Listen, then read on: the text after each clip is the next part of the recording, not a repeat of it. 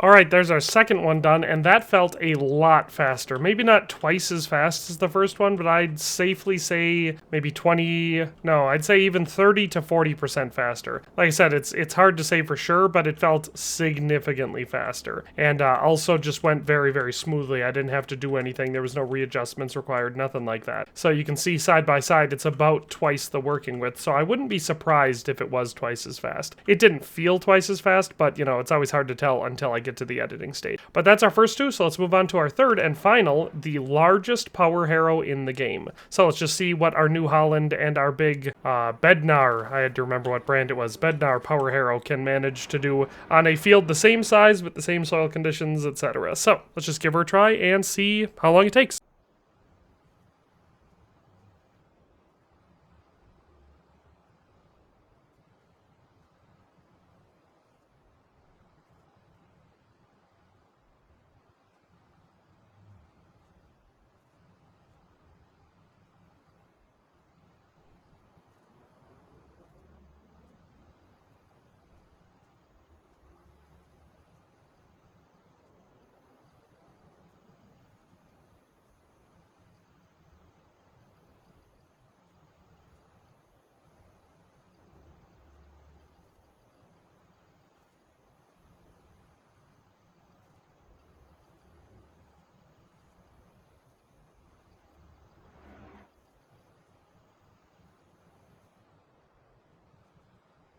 And that's the end for our third one. That one felt significantly faster even than the second one, so I feel good about that. I mean, we'll see when I'm editing it what the numbers come up with, or what it comes up with, I should say. But that did feel really fast. So if you want to go for a power harrow, I typically don't really. I'm not actually sure if I had to guess what sort of a soil bonus they might have over using something like a disc or a cultivator. Maybe they give you the mulching bonus or something like that. I genuinely have no idea. I don't know exactly what they're for. Maybe it's something that's more specific when it comes to like doing vegetables or something. But for grain crops, I've never really utilized them a lot. So if anyone knows exactly what the benefits, the pros and cons of the power harrows are, I would love to hear that in the comment section. But in any case, that is all for today. We've tested all 3 of them, and I've showed you the times of them comparatively. And like I said, I was using tractors that are appropriately sized for each one, so it's not, none of these are mega over horsepowered for what they're pulling, so feels like it should be a fairly comparable comparison. So that's all for today. Hope you enjoyed this video, and we'll see you next time. Thanks for watching another Dare to Game video. If you liked this video, please leave a like and a comment.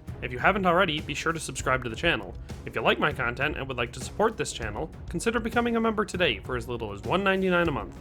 It makes a huge difference. But in any case, thanks for watching and have a nice day. I'll see you next time.